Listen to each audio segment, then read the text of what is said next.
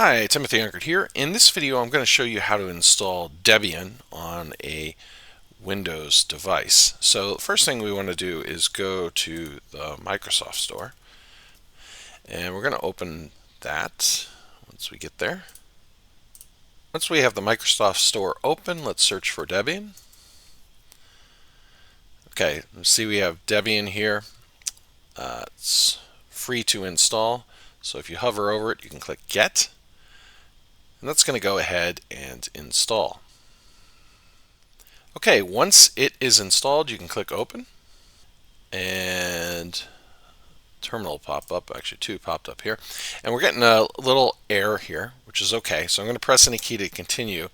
And I'm going to go down to my search and search for features. And let's click Open. And if I scroll on down to the bottom here, I see that I don't have Windows Subsystem for Linux checked. I also want to make sure that I have Virtual Machine Platform checked. I do have that one checked. I'm going to check Windows Subsystem for Linux, and this is going to prompt me to restart my computer. I'll click OK. And I'm going to need to now restart the computer. So I'll come on back once that's done. Okay, so now I've restarted my computer. I'm going to go back down to the search here and search for Debian. Okay, and you'll see Debian will come up. I'll click Open. We're still getting an error here. Okay, so that's no big deal. I'm going to press any key to continue, and that's going to close. And what I'm going to do now is open up my browser, and I just want to Google WSL releases. Okay, and I've got this github.com/Microsoft/WSL/releases. Let's click on that. And we see we have some pre-releases here. So I'm going to scroll on down, and at the time of this recording, the latest is 2.3.26. I'm going to go down. My computer has an Intel processor, so I'm just going to pick the regular x64.msi. If you have an ARM-based processor, it has one for that as well. Although I can't speak to that, I haven't tested it myself. Okay, so it's downloaded. I'm going to click Open File, and then it's going to install. Okay, so once that's run through, I'm going to close up the browser, and I'm going to search for Debian. Click Open, and now it's going to go ahead and install.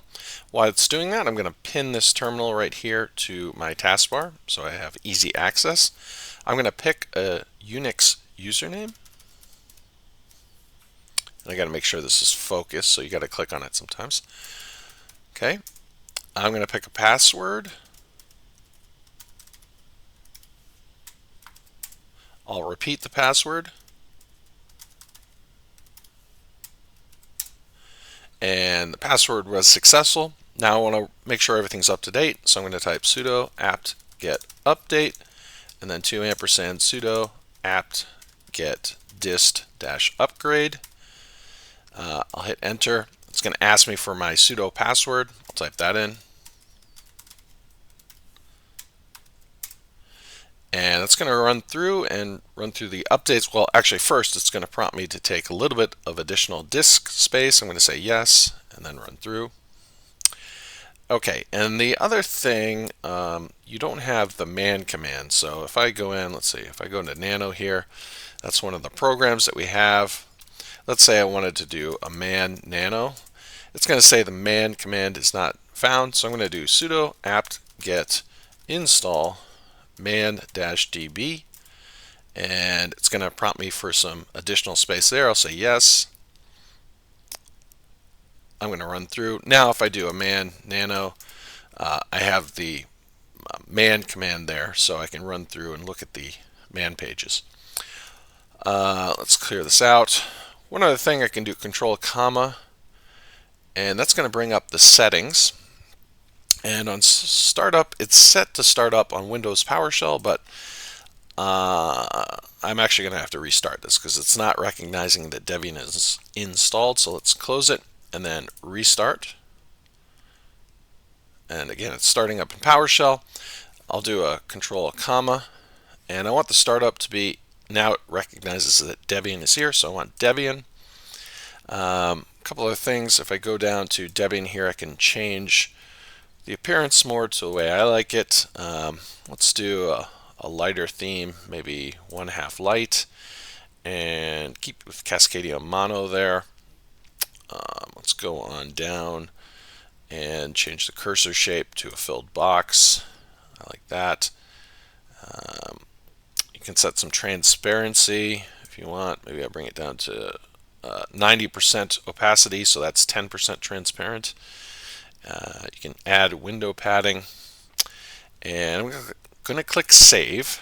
Okay, and then if I go to, again, to Startup, if I go to Launch Parameters here, one other thing I like to do is, if I expand this, is Center on Launch. I'll click Save for that. Let's close this all out, and now let's reopen. And here we go. We've got Debian going, and I can start working in Debian. Hopefully you found this video helpful. If you did, please give it a like and consider subscribing to the channel. Thanks for watching. I hope to see you in the next one.